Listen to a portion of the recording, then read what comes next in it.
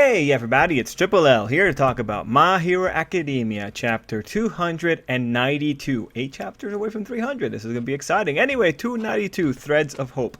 That was pretty smooth. I had everything right in front of me here. Anyway, hey everyone, here we are, talking about 292. So this was exciting. You know, I think back to when I said I wanted a Deus Ex Machina, and here we are. I mean, this is well, for some people, it's definitely a Deus Ex Machina. Like, take a quick look at the Viz comments, and people are saying, like, this feels like a Deus Ex Machina. And honestly, you know, when I was asking for it, I don't know if you guys recall, but this would have been one of the chapters when Gigante Machia was approaching the other heroes. When I was thinking about Deus Ex Machina, I was thinking something inexplicable, like the Americans coming in to help the whole situation. But what we got in this chapter, that being Mirio, of all people, is like... Well, that's interesting. Looking at the conversation I had with other people during the live streams on Wednesday, Thursday, that kind of time period, I'm happy that Mirio is back. I thought it was definitely not something I expected, so definitely for the surprise factor, okay, really, really good. But I am a little bit curious. It's just, Mirio to me was always this big part, and you guys know it. If from previous chapters I might have mentioned, like I always saw Mirio getting his powers back in a critical moment with Eri when Eri was in trouble or something like that. I felt like that was reasonable, that kind of stuff. I have that idea there, but then you have this here. I'm not gonna berate this based on what I thought could have happened, but it does ultimately speak about how much of a potential Mirio was. And then to have this situation occurring and to have the author play his surprise card, and the surprise card so far are injured people or people that were formerly injured, it feels odd. It feels legitimately odd. Like, think about that your surprise factor is or are the characters that were injured before. Now mind you, I gotta be very careful there because it's likely that more people are going to show up. I mean, it's very odd that we haven't seen Class 2A or the Year 3s. It's really odd that we haven't seen any of Mirio's classmates, because they must all be working as well. Maybe we've seen a few of their classmates, who knows? But ultimately, seeing Mirio here is exciting. But I am legitimately... I'm legitimately thrown off. I'm very curious. And again, just the fact that it's Mirio, a person that was previously injured, and that's the author's best surprise. Or second best surprise. Okay, so far the best. It's really hard, right? This is one of those moments that you can only really talk about it better after more chapters have come out, because now with Mirio coming here, we have to open up the questions of, okay, when did this happen? How did he get healed? Thanks to some commenters, I don't remember which one it was from the live stream. Maybe it was Miguel, maybe it was White Despair, Black Hole. Actually, White Despair gave me another thing. But when we look at the previous chapters and we're asking the question of, like, what exactly is going on here with Mirio? When we look back at the chapter where Eri was with All Might, you know, one of my questions for that time period would have been, you know, why isn't Mirio with her? Because he's not a hero. But now I'm thinking, well, maybe he's just in regular classes, right? There's a lot of ways to easily justify that. But Mirio not being there, that might have been the early indication that Mirio was somewhere else. And then when you look at Eri's horn, they pointed this out on the live stream, but Eri didn't have her horn drawn in when she was with All Might. And so after a quick look at the previous chapters, when Aizawa erases Eri's buildup, he doesn't seem to erase the horn itself, like the horn size. That doesn't change, at least from what we saw. But it seems like that might have been the sign that the horn had gone off at some point. And when would it have gone off? Probably sometime during the time skip. So this is going to be a situation where I do hope we get a good justification as to how Mirio got there. But I say that with a stipulation in that I don't want to have flashbacks during the fight. If they're going to tell us how Mirio got to this point, I would love to have it later after we are safely out of this whole conflict. I think that's a fair ask. Otherwise, a 3-page flashback. I don't want to slow down the arc anymore. This chapter, the author began it with a simple 1-page flashback. That's fine. It's just I don't want the pacing to be disrupted anymore. I really want to get out of this arc, man. It's just been a lot of depression. So that's kind of where I stand there. So my first question to you guys: seeing the reaction that there is to this so far on the internet, what do you think? Are you happy about Mirio being back? Are you happy, but you are kind of concerned about what the story is doing? Let me know what you think. Honestly, Mirio being back in an arc where there's so many heroes from the past, it is legitimately like, whoa, is this the final arc? Did we somehow slip into the final arc somehow? Like, that doesn't make sense though. No way this is the final arc, right? Like, Izuku still has multiple powers to unlock, but you honestly never know. But it does throw me off significantly. It's very interesting. There's no way this is the final arc. We don't know who the traitor is, right? Like, but yeah. So now that we've talked about Mirio, the next thing I want to talk about is who else can really show up. So let's just play the reminder game. Here I have a shot from page 215, chapter 259, where Edshot was saying we have their bases surrounded all over the country. And this is in reference to the Liberation Front.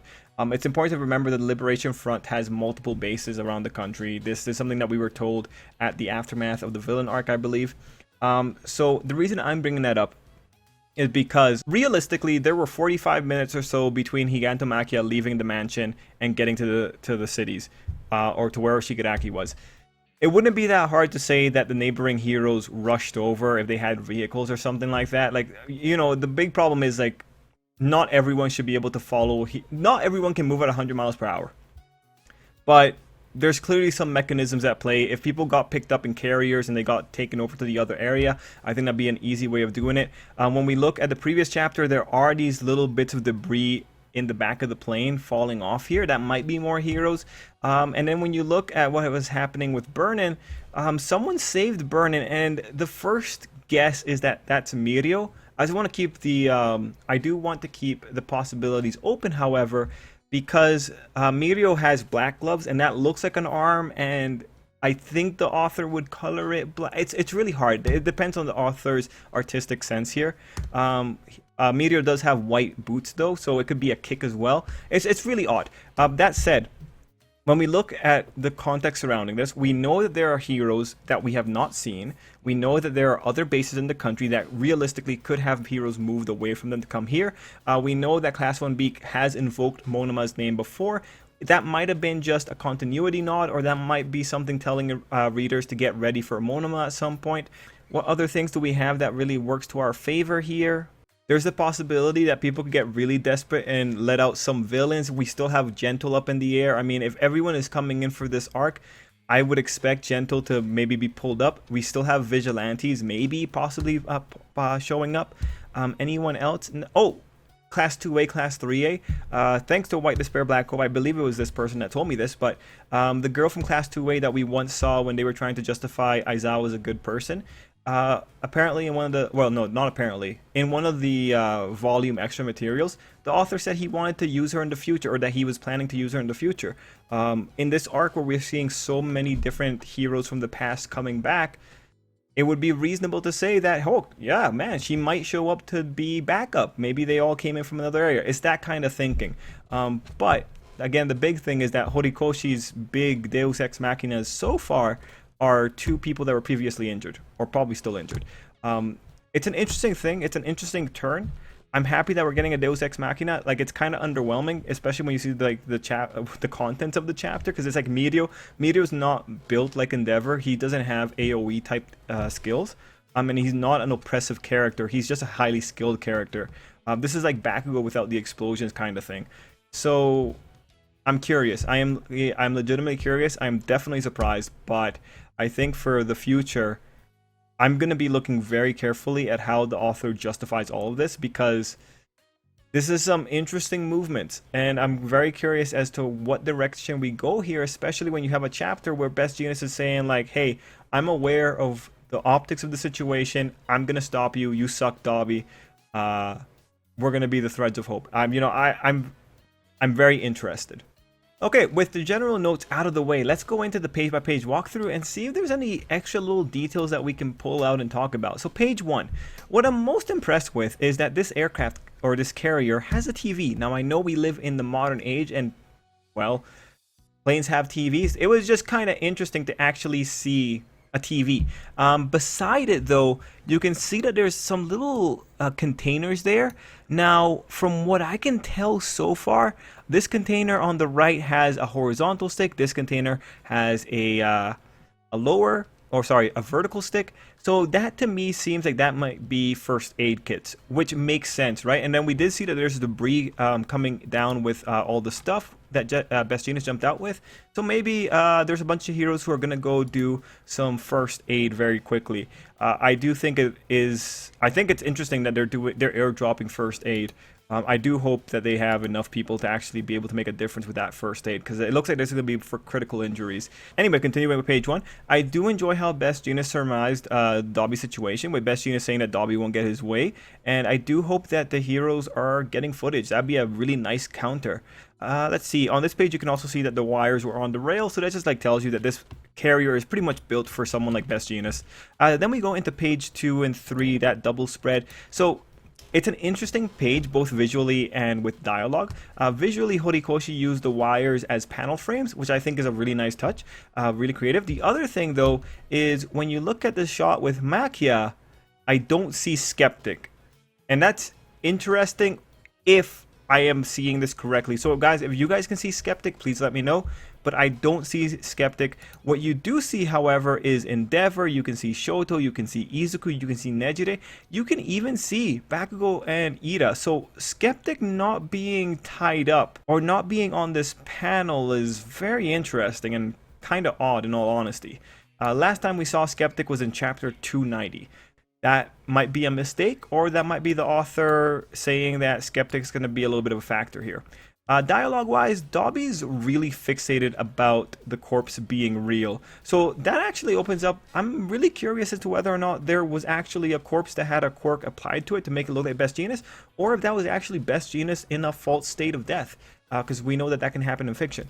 In that case, let's make a note of the flashbacks that we need at that point. We need a Best Jeanist fake death flashback. We need a way to justify what exactly is going on here, because Dabi, well, Best Jeanist says that Dabi overreached, but Dabi overreached because he thought the corpse was real. But that was legitimately an overreach on Dabi's part, because Dabi even said it at the first moment that Hawks killed someone even if it wasn't Best Jeanist. He had some level of doubt. He threw away that doubt to make his propaganda work. Anyway, I just want to say that Dabi overreaching, that's Dabi all the time. And I just gotta say, like, Best Jeanist in this one chapter became my heroic spirit animal. I never thought that would happen, especially not Best Jeanist. I never thought Best Jeanist was that cool. But yeah, no, now I can see why Bakugo likes the guy, legitimately. I can see it. I can see it now. I'm totally, you know, he's speaking the truth. He's just speaking the truth. On page 4, we have something interesting visual-wise. First, Dabi doesn't have any pupils here. Now, usually when that happens in art, that's just telling you that the character is about to... It's either like rage, like full-on rage mode, or just like, you know, not totally there kind of thing.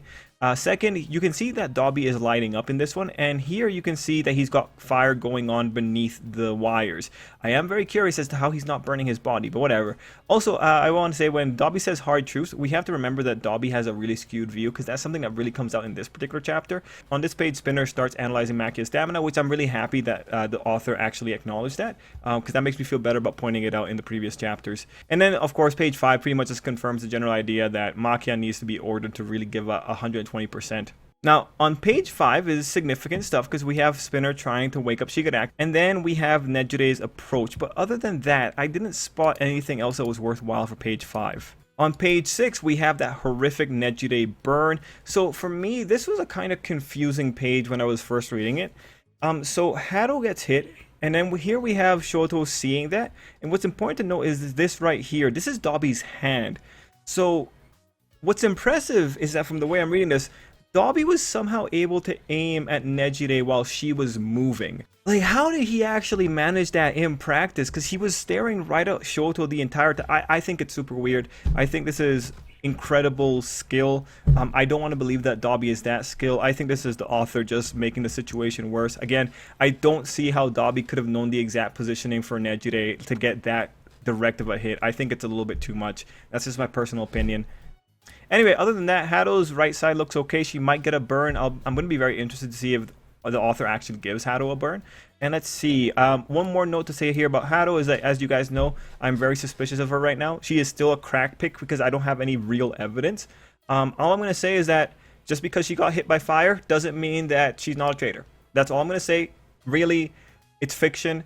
Until I get inner monologues, I think everyone's a traitor. That's just a safe way to go about it. And anyone that reads One Piece right now knows why Paddle getting hit by fire doesn't really mean anything in terms of a traitor. It really, like, really, again, this is just the mantra for traitors is extraordinary mentality. All Hado needs is an extraordinary mentality, or just a mentality that is just so far gone that justifies it. That's all that fiction ever needs to do to justify traitors.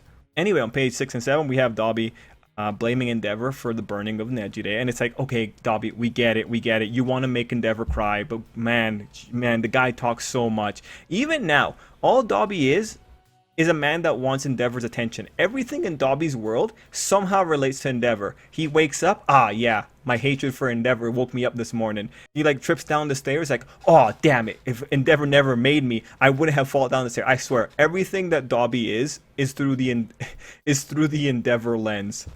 Anyway, page 7, we had another stylistic panel with Dabi's flames warping the panels, which was really interesting because Endeavor is the only other character so far that we've seen warp the panels. So I think that's just a visual metaphor for how hot Dabi is.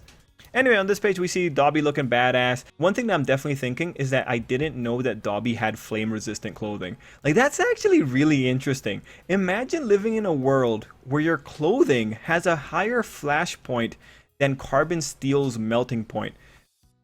But, you know, like, ignoring that, here's my question. Best Jeanist is the Fiber Master. Can Best Jeanist not restrain Dabi with Dabi's own seemingly invincible clothing? I mean, because it must still be made of fiber. And we know that this is something that Best Jeanist did in the past, capturing people by their clothing.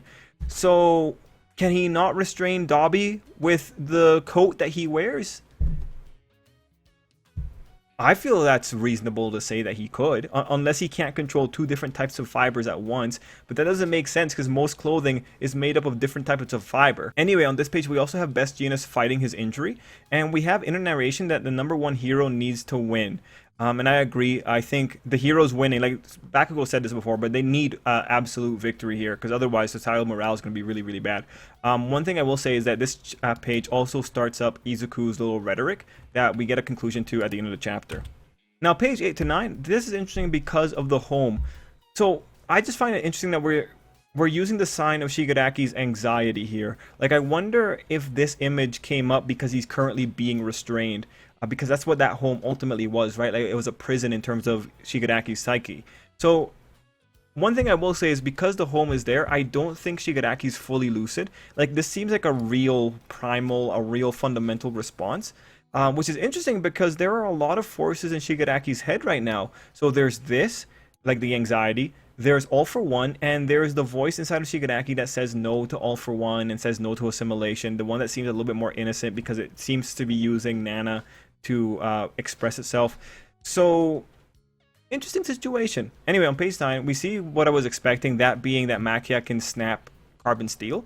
I'm not surprised. Like, every material from the real world exists to be broken in fiction because that's just how authors make a point. So I'm actually really happy to see that the situation is like how we thought in previous videos, that being that Machia being commanded does make a legitimate difference. And I think it might be having to do with morale quirk. Maybe the morale quirk is just able to be a giant status enhancer, right? It's really hard to tell because we don't know what quirk package Machia has.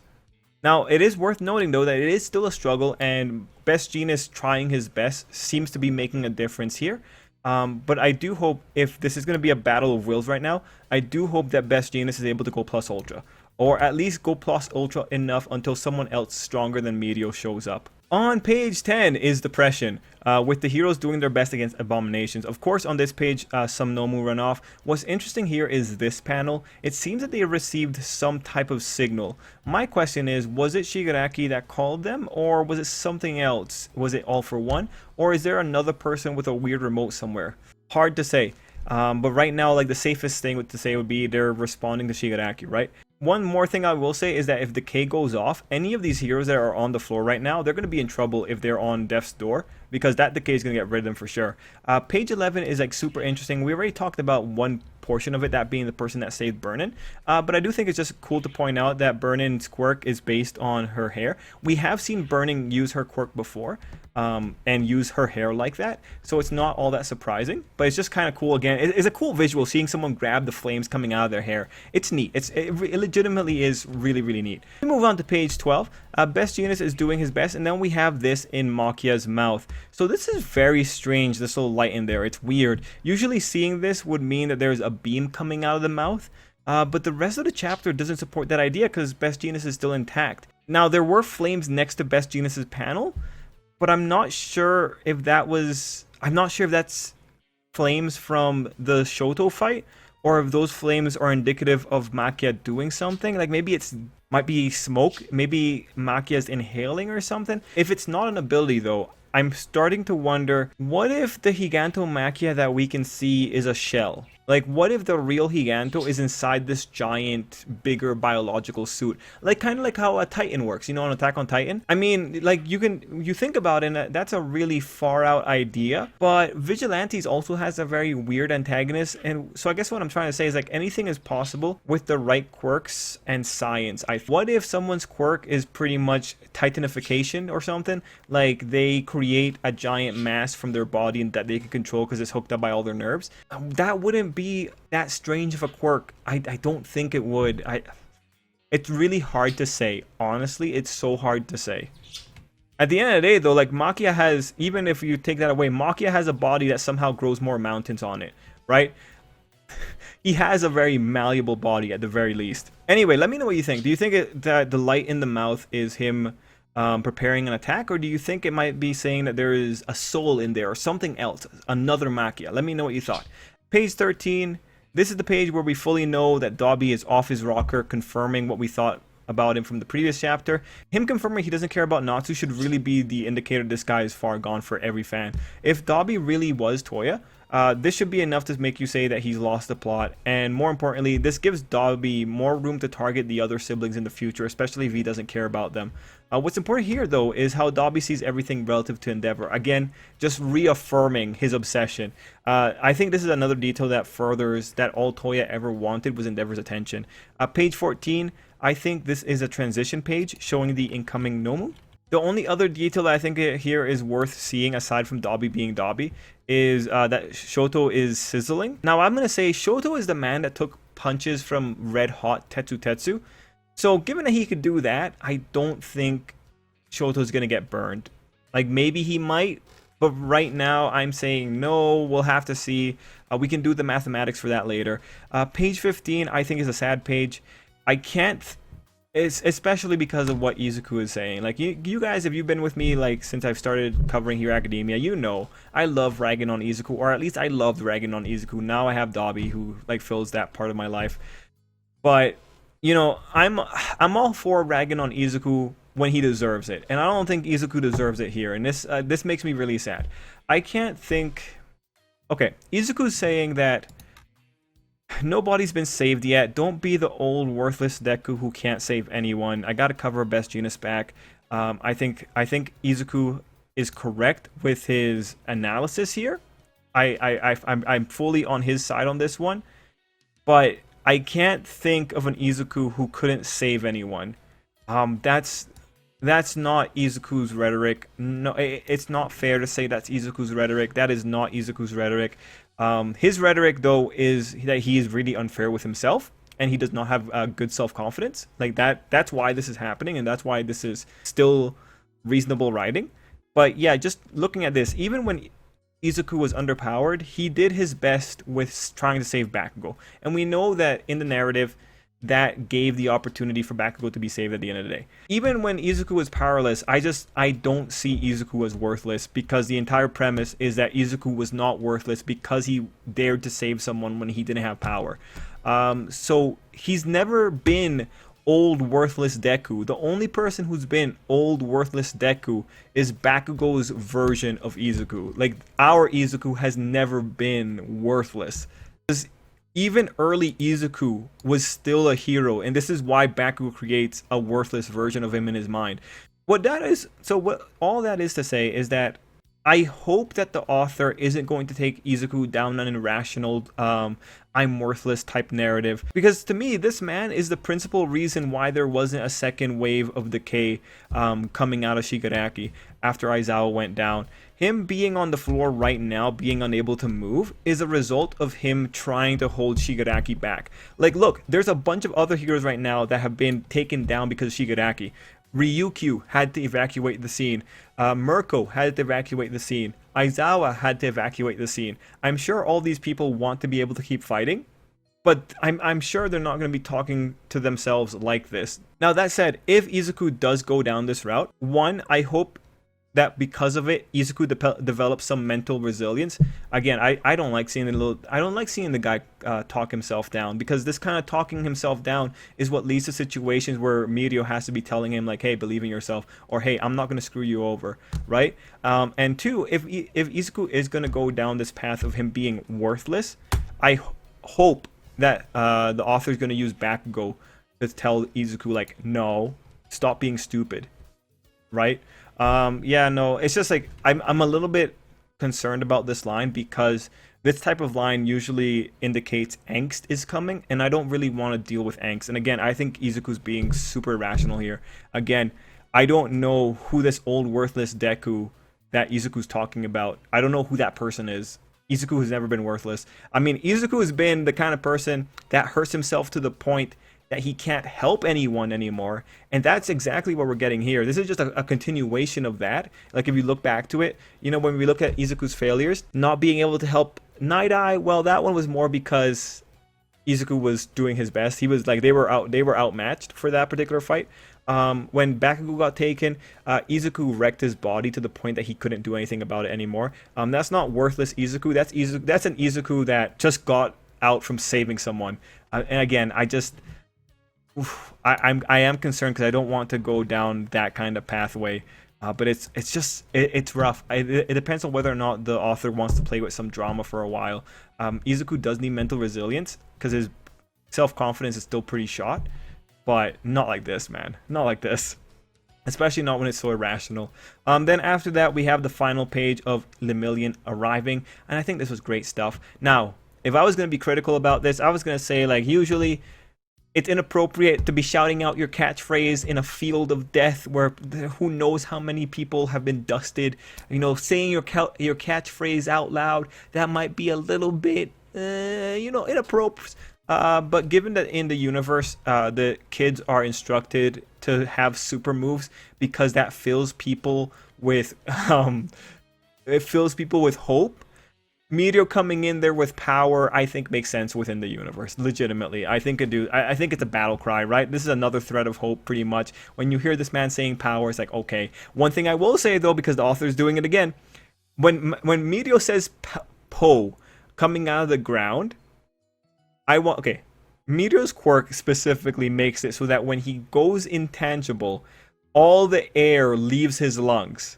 My question is, how is the air going through how is the air that is not supposed to be in his lung going through his throat and shaking his vocal cords such that that sound is somehow able to come in through the still solid ground and come out of his mouth that is outside of the ground? That doesn't make sense. It's never made sense. This is a dumb power, author. I know you want to do it because it sounds cool, but this is a dumb power. This has always been a dumb power, especially when it's Mirio talking through the floor. This doesn't make sense. It doesn't make sense in any of the rules. That's just my opinion. I like pointing it out. But no, legitimately, the rule is Mirio's not supposed to have air in his lungs. You need air to actually make your vocal cords vibrate and make sound. The vocal cords are still submerged. How is sound coming out when sound is the vibration of particles in the air? He's not in the air, he's in the ground. How is that sound coming out when it's not touching anything because it's intangible? That's the basics. That's all I'm going to say. I don't know if you can notice, but I've had this thought for a very long time. That's why I can say it so quickly. Anyway, that's the chapter. Where do we go from here? Right now, I don't know. This seems like a very climactic arc. What I'm looking forward to is Class 2A and Class 3A, or 3B and 2B. You showed us like a couple of characters from 2A, and like we saw Nejire's friend from the festival. it'd be cool. It'd be cool to show us that it's not just the Class 1A and Class 1B show right now. Maybe Monoma shows up. I don't know. Yeah, man. You know what'd be funny?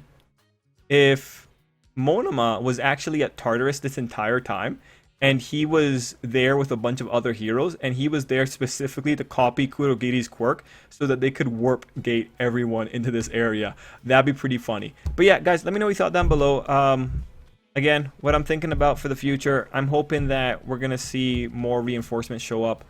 I want more Deus Ex Machinas, and then for the Deus Ex Machinas that we have right now, I do hope we get a story for them, but I hope that if we do get a flashback, it's not going to be long. I want the flashbacks after this arc is over and not right now, just because I want to maintain the pacing here. Again, I just want to get out of here, man. Like, I want to go back to happy times. I'm the kind of person that's totally okay with the slice of life arcs. I don't need constant despair and destruction. The kids are only in their first year of heroics. So much has happened in 1 year. Anyway, guys, let me know what you thought down below. And until next time, I hope you have an absolutely great day.